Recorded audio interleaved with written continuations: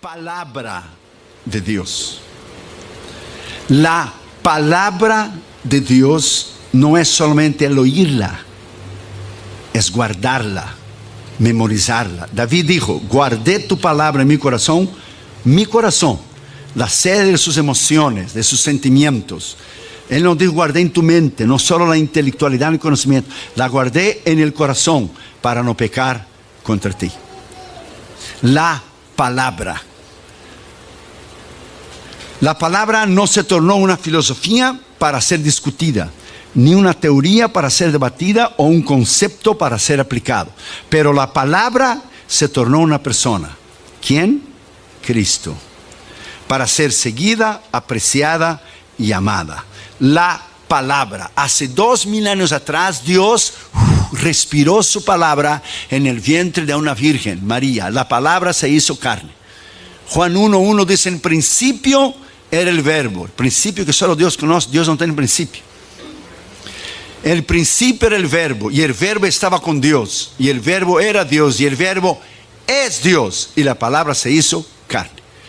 Los testigos de Jehová tienen una traducción de la escritura errónea, que es la traducción Nuevo Mundo. No tenga esa Biblia. Y dice en inglés: in the beginning was the word. En el principio la palabra, and the word was a God. Y la palabra era un Dios. No, Él no es un Dios, Él es el Dios. El único Dios, porque ellos no creen que Jesús es Dios. Ellos no lo creen. Entonces, cuando la palabra se hizo carne, y la palabra, el verbo se hizo carne, la encarnación que nosotros conocemos en Belén, el verbo, la palabra de Dios, es el único camino, la única manera que el hombre puede llegar a conocer a Dios, es conocer a Cristo, porque en Cristo estaba la plenitud del Padre. El que me ha visto a mí, dijo Cristo, ha visto el Padre. Yo y el Padre somos uno. Fue hecha una encuesta que 65% de la iglesia hispana en los Estados Unidos de América no conocen la palabra de Dios. O sea, la oyen, la conocen algunos libros, algunos textos, algunos versículos, algunos pasajes, pero no la conocen en realidad. Conocer. Por ejemplo, ¿cuántas veces comemos al día? Por lo menos 3, ¿verdad? Mañana, tarde, noche. ¿Cuántas veces usted come de la palabra de Dios para alimentar su espíritu? ¿Cuántas veces usted se alimenta y usted la conoce en realidad? Hace mucho tiempo, cuando los testigos de Jehová no nos conocían en el barrio, ellos tocaron la puerta una vez. Solo tocaron una, porque nunca más regresaron. Y tocó dos jóvenes. Uno era el maestro del más chiquito que estaba aprendiendo. Y yo no dije que era ministro, ni era pastor, ni nada. Yo los dejé ellos hablar, y ellos hablaron. Jesús no era Dios, y dejé. Cuando él terminó, yo les dije: ¿qué dice tu Biblia ahí en 1 Juan 5:20? Y él buscó 1 Juan 5:20. Y sabemos que estamos en el verdadero Dios, Jesucristo. Ese es el verdadero Dios y vida eterna. Usted no me acaba de decir a mí que Jesús no es Dios, y su traducción de 1 Juan 5:20 sí dice que es Dios, y usted niega en Juan 1:1, pero 1 Juan 5:20 que es Dios. Y el chiquillo que estaba con él le dijo: pues tú no sabes lo que estás hablando, le dijo. Hasta ahí terminó. ¿Qué usted diría si le tocara la puerta un budista, testigo de Jehová, un musulmán? Cuando usted va a esos países a ministrar, usted tiene que saber y estudiar la cultura, lo que ellos creen. Por ejemplo, cuando fuimos a Tailandia, usted no puede subir en el púlpito y decir: Buda, su profeta, o Confucio dijo eso y ofenderlos. No, usted da una vuelta, sabiamente da una vuelta, y dice lo mismo sin usar esas palabras de ofensa. Usted dice lo mismo sin usar la palabra. Su religión dice eso, pero la Biblia dice eso. No hay reencarnación, no hay el karma. Su religión, su filósofo dijo esto. Dijo que la persona podría vivir 10,000 años, pero él murió con 70 años. La palabra de Dios dice, y Dios te da una sabiduría extraordinaria, pero como yo dije ayer, usted hace su parte y Dios hace la suya. Entonces es necesario nosotros volver a conocer la palabra de Dios, volver a conocerla. Dice en primer lugar, Pablo, que la palabra more en abundancia en vosotros. ¿Cuánto usted conoce de la palabra de Dios? Yo voy escribiendo mis libros y es interesante que voy escribiendo y el Espíritu Santo echa versículo y versículo y versículo y versículo y versículo. El pastor me dice, he leído libros cristianos y no tengo nada de palabra. Tus libros están llenos de la palabra. Pues claro, ¿de dónde vamos a tener la inspiración o ser de la palabra? Pero fíjese el detalle que Jesús dijo. El Espíritu Santo os recordará, os acordará de lo que yo he dicho. O sea, el Espíritu Santo no te puede acordar de algo que tú no has leído y no lo has estudiado. Por ejemplo, ¿usted recuerda mañana, lunes? No, porque no hemos vivido. Solo se recuerda la mente, el cerebro, lo que usted ya ha vivido, lo que usted ha estudiado. Usted está predicando, sea campaña, sea lugares pequeños como aquí, sea campaña. En Colombia tuvimos 200,000 personas, 200,000. Son 2 veces el estadio Azteca lleno. Y usted está predicando a una multitud de esas. El Espíritu Santo te echa ilustraciones en la cabeza que de libros que tú has leído. Y te echa versículos y tú predicas y no está en el sermón. Y el Espíritu Santo, porque sabe la necesidad del momento, las ilustraciones del momento que usted necesita decir.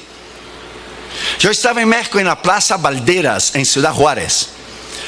Y cuando terminó el culto, yo hice la invitación y había un chico de una camisa verde. Y yo le dije, tú, de camisa verde, Dios tiene un plan contigo. El muchacho se levantó y fue corriendo al altar, pero como una bala, pero rápido. Y después, cuando terminó, él fue a la mesita de los casellos. Yo le dije, ¿por qué tú corriste? Tú saliste corriendo. Pues es que yo había dicho en mis pensamientos, fíjese bien que Dios conoce el intento de los pensamientos. Si es verdad lo que ese predicador brasileño está diciendo, él va a apuntar el dedo a mí y va a decir, tú de camisa verde, Dios tiene un plan contigo. Eso solo Dios puede saber. Tú solo puedes decir eso bajo lo que es la dirección del Espíritu. Entonces en Tailandia yo dije a Junior adentro del cuarto, Dios tiene que darme una sabiduría tremenda, porque ellos son budistas y tú tienes que predicar 20 minutos y tu traductor traduce 20, ya son 40. Y la gente que no conoce a Cristo, nosotros podemos tener culto de 2, 3 horas aquí, gozarnos en el Señor y bailarnos en el Señor y cantar, pero los impíos no pueden pasar de 30 minutos de mensaje porque ellos no soportan. Y Dios tenía que darte una sabiduría tremenda, porque tú tenías que predicar todo el evangelio desde el Génesis hasta la cruz de la resurrección, resumirlo en 20 minutos y predicar el evangelio y tu traductor transmitirlo. ¿Y cómo tú vas a subir a un púlpito en una nación de esta sin conocer la palabra de Dios? Eso es imposible. Esto es imposible. Es igual el jovencito que empezó a predicar. Claro, era muy joven y Daniel y David están muy cerca.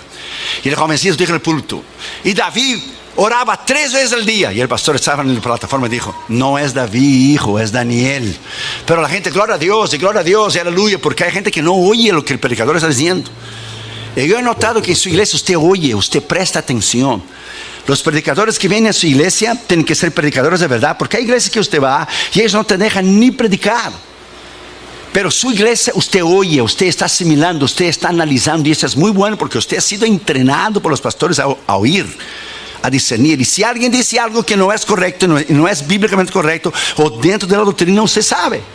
Dámonos, yo fuimos a una iglesia en Massachusetts que la gente empezó a saltar y saltar y saltar y saltar, y con los tacones le pegaron, y el pastor me dijo a mí, salte usted también. Yo dije, un momento, yo vine a predicar, yo no vine a saltar. Vine a predicar, no sé, porque la gente no oía, no estaba acostumbrada a oír. Y el jovencito decía, y David oraba 3 veces al día, y el pastor aumentaba la voz, es Daniel, hijo. Pero la gente, gloria a Dios, aleluya, gloria a Dios, porque hay que oír el mensaje. Y David oraba 3 veces al día, el pastor, es Daniel. Y entonces dijo el joven, y entonces esos hombres malos e envidiosos tomaron a David y echaron en el foso de los leones. Cuando lo echó el pobre de David en el foso de los leones, ya era muy tarde porque ya lo había echado. Ahí se dio cuenta que es Daniel, y ligó Daniel, foso de los leones. Y para arreglar el sermón, el jovencito dijo, David, salte de ahí, hombre, ahí es el lugar de Daniel, los leones te van a comer, salte de ahí, ahí es el lugar de Daniel. Pero se le fue, se escapó. A cualquier predicador puede ir, pero no hay nada más extraordinario do que oír un predicador tremendo en la palabra. Yo voy a Los Ángeles a predicar, cerca o aquí o donde vamos yo escuchando mensajes en el carro, porque uno tiene que alimentarse. Tú tienes que alimentar y comer para poder dar. ¿Cómo tú vas a dar sin comer? Pedro dijo, lo que yo tengo yo doy. No se puede dar lo que no se tiene. La palabra de Dios dice en Isaías 55:11, presta atención.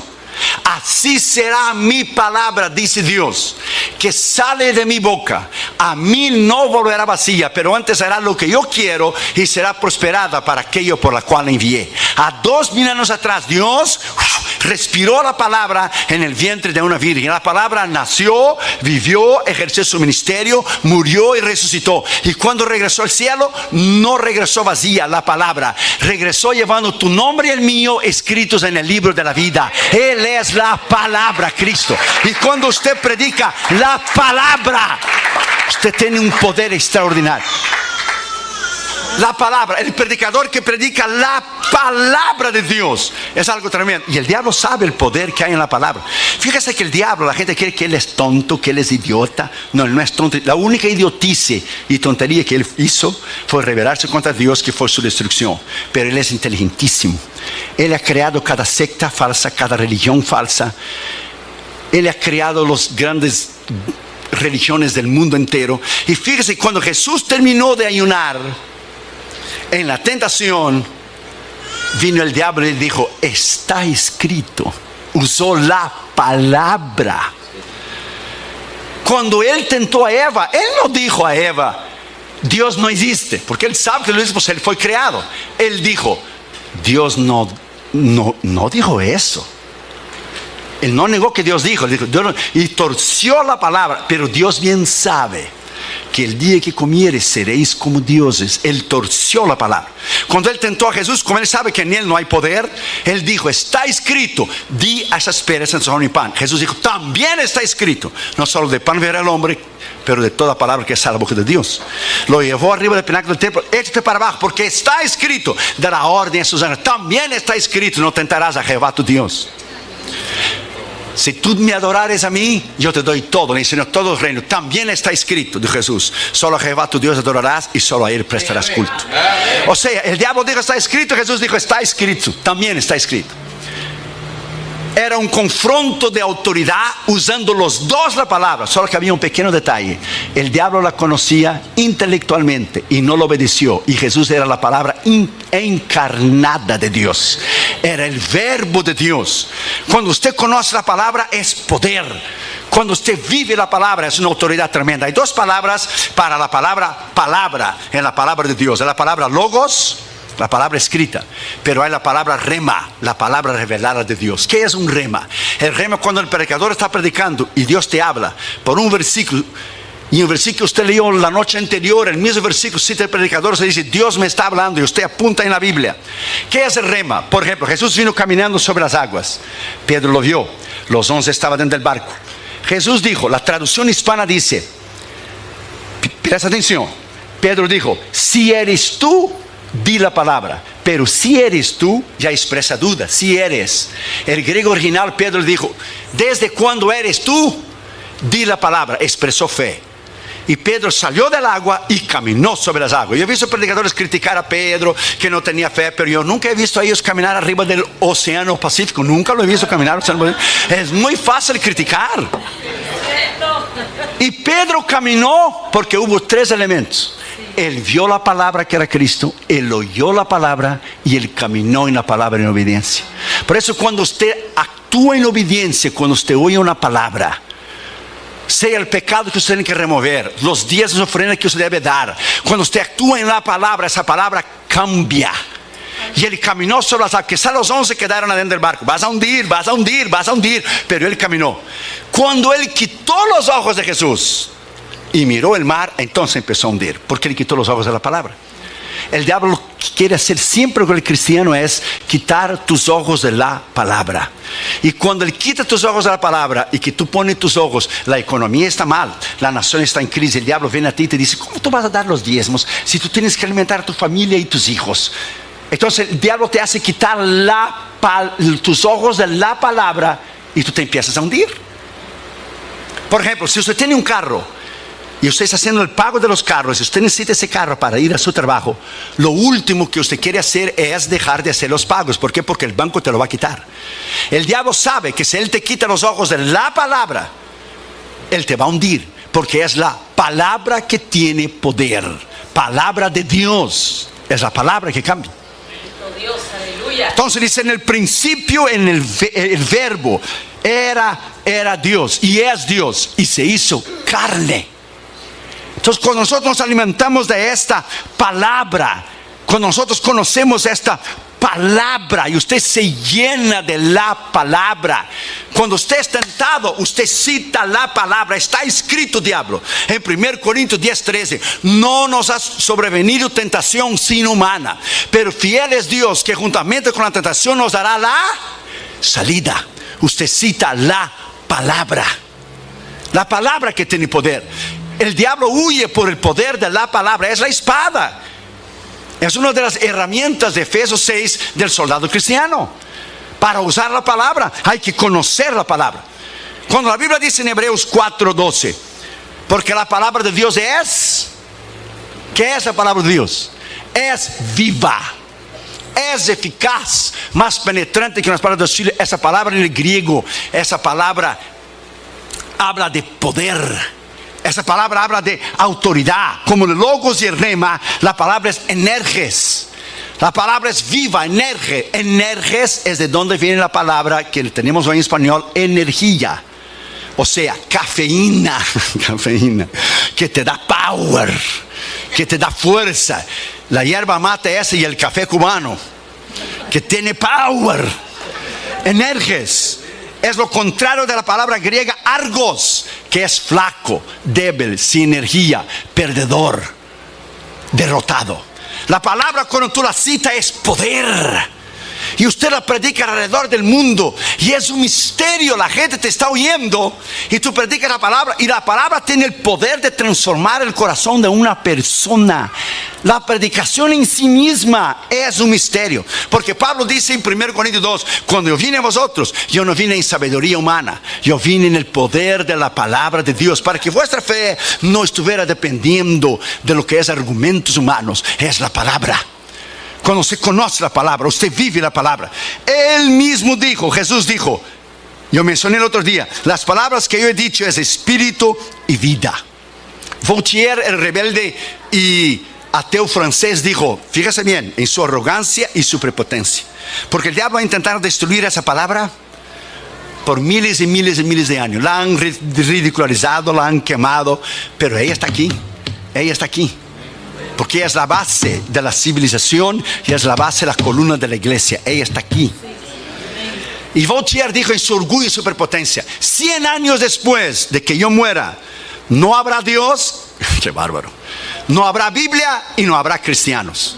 Cuando se cumplió 100 años después de la muerte de Voltaire, donde él había dicho que no iba a tener más Dios, ni cristianos, ni Biblia. Él era ateo. La imprenta bíblica de Francia empezó a usar la imprenta de la casa de él, que le hacía panfletos en contra de Dios, a favor del existencialismo, lo que es el ateísmo. Y la imprenta bíblica de Francia tomó la imprenta de su casa y empezaron a imprimir 1 millón de Nuevos Testamentos. Dios triunfó, porque Dios triunfará siempre. ¿Cuánto usted conoce de esta palabra? ¿Cuánto usted conoce de la palabra de Dios? Una vez estaba en un programa de CNN y había muchos pastores allí. Estaba gente del Islam, del budismo, estaba de los mormones. Y uno decía una cosa, decía otra, y algunos me dicen para no comprometerse, para ser cool, para estar bien con todos. Oh, hay muchos caminos para llevar a Dios. No, pero John MacArthur dijo, con todo el respeto, le dijo a Larry King, de Larry King Live, y a todos dijo, solo hay un camino a la vida eterna, que es Cristo. Y solo hay un libro verdadero. No es el Corán, no es del confucianismo, ni Buda, ni ningún otro libro sagrado. Es la palabra de Dios. Eso es tener valentía. Eso es tener valentía y hablar la verdad. Porque hoy todo el mundo quiere ser como moneditas de oro, quiere caer bien en la mano de todo el mundo. No, salvación es solo por Cristo. La palabra verdadera es la palabra de Dios, no es el Corán. El Corán está lleno de versículos de la palabra de Dios. ¿Por qué? Porque él tuvo la oportunidad de convertirse, Mahoma, 600 años después de Cristo, y él no lo hizo. Y él tomó parte del judaísmo y parte del cristianismo, y él escribió el Corán y dijo que el ángel Gabriel se le presentó y le reveló el Corán. Joseph Smith de los mormones dice también que el ángel Gabriel se lo presentó a él. Pues uno de los dos está mintiendo, porque aquí hay dos religiones diferentes y los dos están mintiendo, porque esa revelación no es de ningún ángel, es del Espíritu Santo.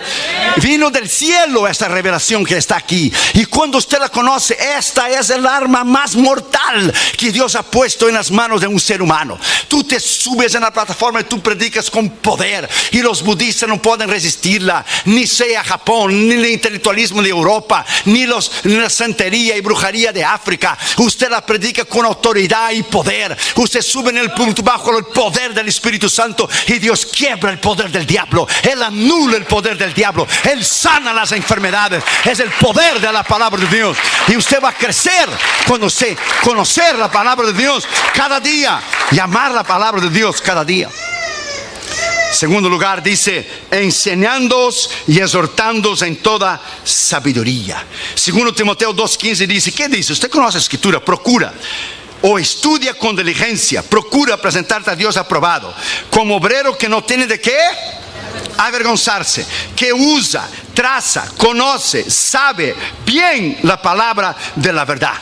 O sea, usted tiene que conocer la razón de tu fe, porque si alguien te para en la calle y te pregunta a ti la razón de su fe, usted no puede empezar a discutir con esa persona. Usted va a la escritura.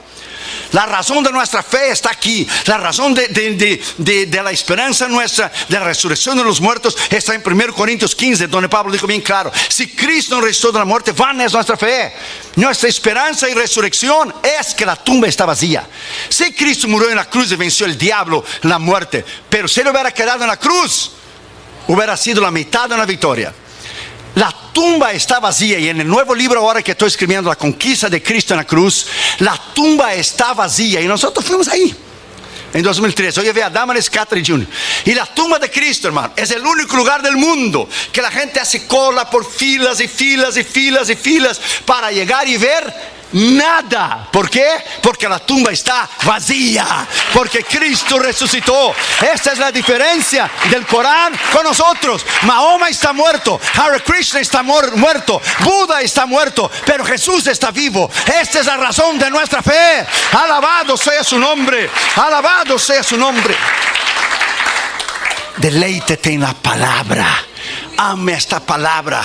Trate de conseguir diccionarios, comentarios, lea diferentes traducciones de la escritura. Oh my God, llenarse de la palabra es algo tremendo. Dios te puede usar en cualquier nivel. Dios te puede usar en cualquier persona.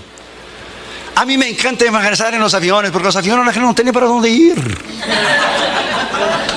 Y la gente se levanta y va al baño, y yo le digo: no hay problema, yo te voy a estar esperando aquí. That's no problem. Y si no quieres oír, no problem. Abra la ventanilla y échate para abajo, porque vas a oír. Vas a oír. Y usted la encorrala a la persona. Usted le dice: este libro dice. Y no hace ninguna diferencia si usted cree en Dios o no, si usted cree en el infierno o no, o si usted cree en la ley de la física o no. Si usted no cree en la ley de la física, no hay ningún problema. Suba arriba de un edificio y échate para abajo para ver cómo te vas a despedazar abajo. Y usted dice que no cree en la ley de la física. Ella existe, si usted cree o no. A Dios no le hace ninguna diferencia. Si usted cree en la palabra o no, si usted cree en Dios o no, si usted cree en el infierno o no, eso no elimina el hecho de que existe. That's it. Existe. O no cree en el aire. ¿Cómo no? ¿Y eso qué es? No podemos ver, pero es el aire. Tenemos emociones, que es la sede del corazón, de las decisiones. Usted llora. Solo en el llorar y los sentimientos es que el hombre es cuerpo, alma y espíritu, porque Dios lo creó a su imagen y semejanza, porque Jesús lloró. Sí, amén.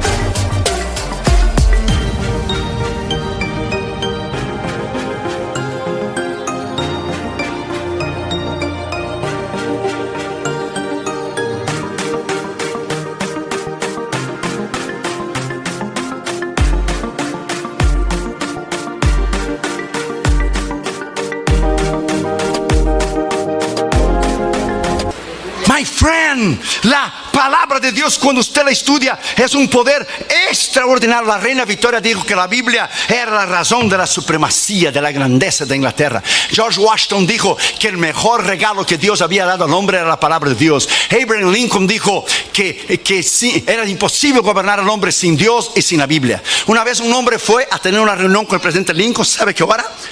A las 6 de la mañana en la Casa Blanca. Por aquellos años de 1800 la gente se levantaba muy temprano. A las 6. Y él llegó más o menos como 5:15 para llegar temprano. Y él escuchó un hombre hablando en voz alta y orando. Y él preguntó al guardia que estaba ahí antes de entrar en el Oval Office. Y dijo: ¿quién está allí? Y el guardia dijo: es el señor presidente. Abraham Lincoln levántase a las 3:30, 4 de la mañana. Él viene aquí y lo primero que él hace es orar y leer la palabra de Dios. Ahora den una miradita al gobierno que tenemos ahora y compáralo con Abraham Lincoln. La nación se descarrió de la palabra. La nación fue fundada en la palabra de Dios. 200 años tiene Estados Unidos, la nación más poderosa del mundo.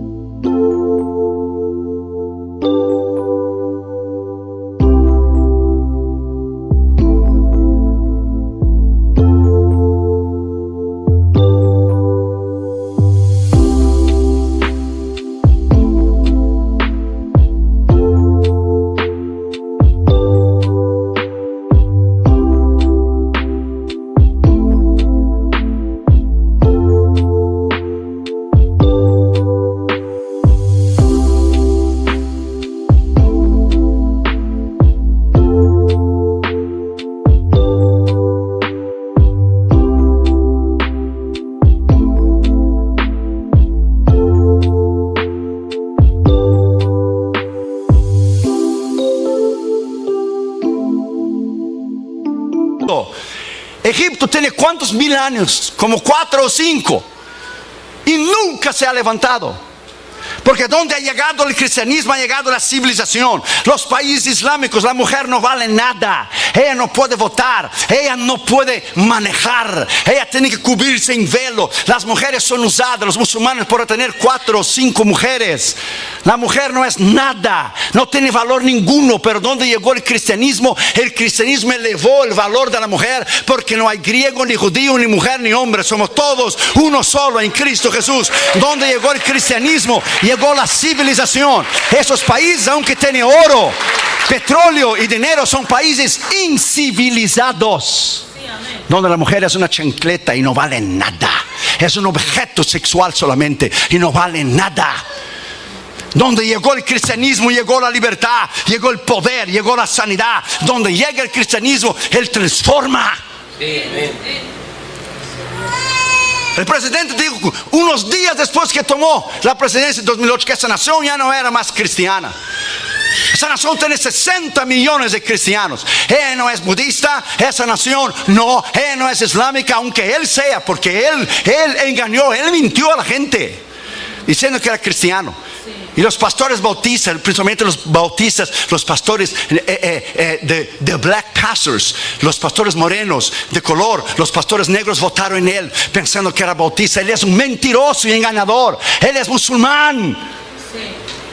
Toda esa persecución contra el cristianismo, ¿de dónde viene? Comenzó con él. Porque abandonaron la palabra de Dios. Hemos dejado la palabra de Dios. Y la persecución viene despacio.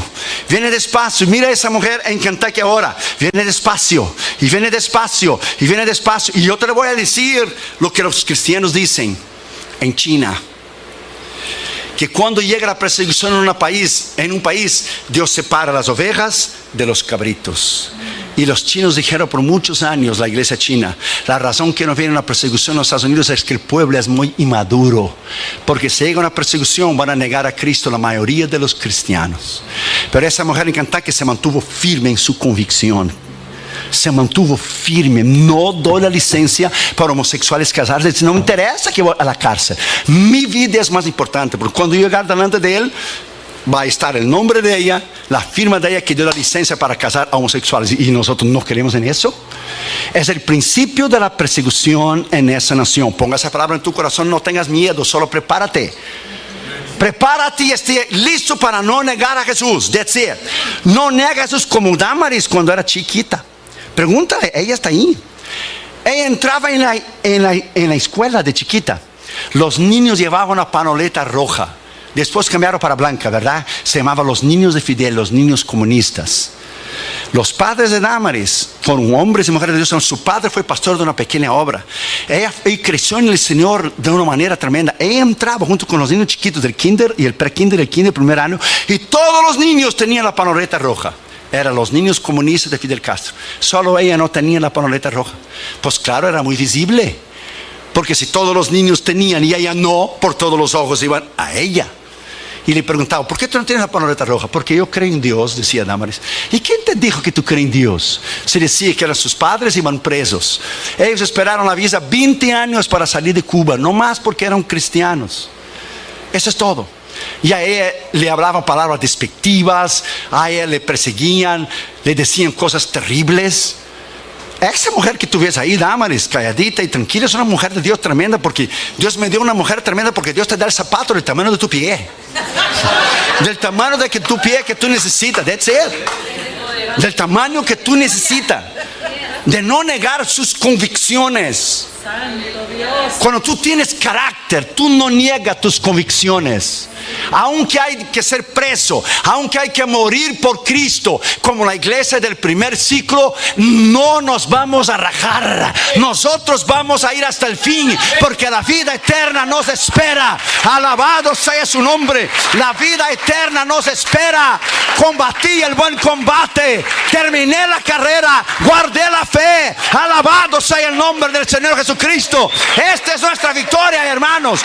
Esta es nuestra victoria. Yes. Oh, hermanos, está bueno predicar aquí. Hay un espíritu bueno para predicar aquí. Está bueno para mandarse un sermonazo de 3-4 horas. No tengas miedo, no tengas miedo. No tengas miedo, no tengas miedo. La palabra fue el primer libro que escribí. Tal es el amor y la pasión que yo tengo por esa palabra. El primer librito que escribí fue el poder de la palabra de Dios. Oh my God. Cómo la gente en los países comunistas sufrieron y sufren por tener un ejemplar de la palabra de Dios. Hoy el líder de Corea del Norte el otro día mató, creo que fue 74 o 84 cristianos con un tiro en la nuca, porque le encontraron ellos teniendo en sus casas un Nuevo Testamento. Y no es increíble que nosotros la traemos el domingo y la dejamos toda la semana arriba de la mesa, y cuando llega el domingo, time to go to church, baby, how you doing? Hora de ir a la iglesia. Y hay gente que da su vida por la palabra. Da su vida. Ame la palabra. Digo a los jóvenes que están aquí, porque hay jóvenes que están aquí que yo puedo ser tu padre, y algunos más chiquitos yo puedo ser tu abuelo ya. Ame la palabra. Qatar y Juno fueron con nosotros en Israel, y el guía de Israel nos dijo, pregúntale a Damaris, nunca vimos unos muchachos que cada lugar que íbamos, Qatar y Juno decía, eso está en 1 Crónica tal, eso está en 2 Reyes tal, eso está en 1 Samuel 15, cuando Saúl el monte derribó, eso es. Quedó impresionado con el conocimiento de la palabra. ¿Por qué? Porque Damaris tomaba el tiempo 20 minutos al día para enseñar la palabra de Dios a Catherine y para enseñar la palabra de Dios a Junior. 20 minutos al día. Ellos leyeron y aprendieron a leer español en la Biblia, porque Damaris le leyó la Biblia en español a ellos, y ellos crecieron estudiando la palabra de Dios. Cuando ellos tuvieron que pasar del middle school cristiano al high school, ellos tuvieron que memorizar 100 versículos bíblicos, 100, 50 del Antiguo Testamento y 50 del Nuevo, y se pasaban día y noche memorizando los versículos, día y noche. Y cuando pasaron, todavía me acuerdo como si fuera el día de hoy, llegó Cata Junior con el diplomacito y me echó el diploma Junior delante de mí y dijo, mira papi, 100 versículos bíblicos de memoria. Estoy seguro que lo único que tú sabes es el Salmo 23 de memoria. A ver, dime para mí, el Señor es que mi pastor, no faltará. Que nuestros hijos fueron enseñados en la palabra. Cuando tú enseñas a tus hijos en la palabra, ellos te darán paz. Enseña al niño su carrera, y cuando fuere viejo no se apartará de ellos. Tranquilo. Hoy haga un pacto con Dios aquí.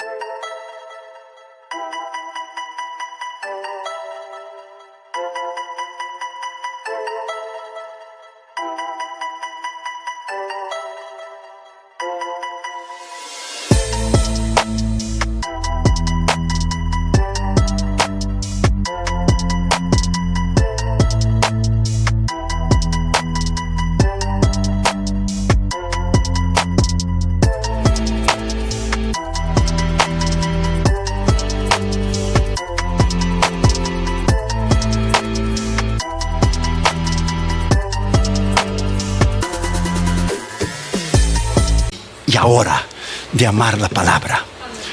Una vez un hombre orgulloso y prepotente de Inglaterra estaba caminando por una de las calles de las capitales de África. Y había un africano sentado leyendo la Biblia.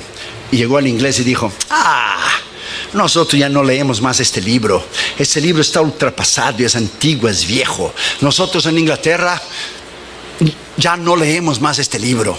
Y el africano levantó la cabeza, le miró a él y dijo: por dele gracias a Dios que aquí en África nosotros sí leemos ese libro. Y dele gracias a Dios que yo he leído ese libro y yo me he convertido a lo que ese libro dice. ¿Y por qué dijo en inglés? Porque si yo no estuviera leyendo ese libro ahora mismo, yo ya te hubiera comido vivo. Yo soy un ex caníbal. Yo te hubiera comido vivo si yo no hubiera practicado y leído este libro. Este libro es el que transforma. Este libro es el que salva.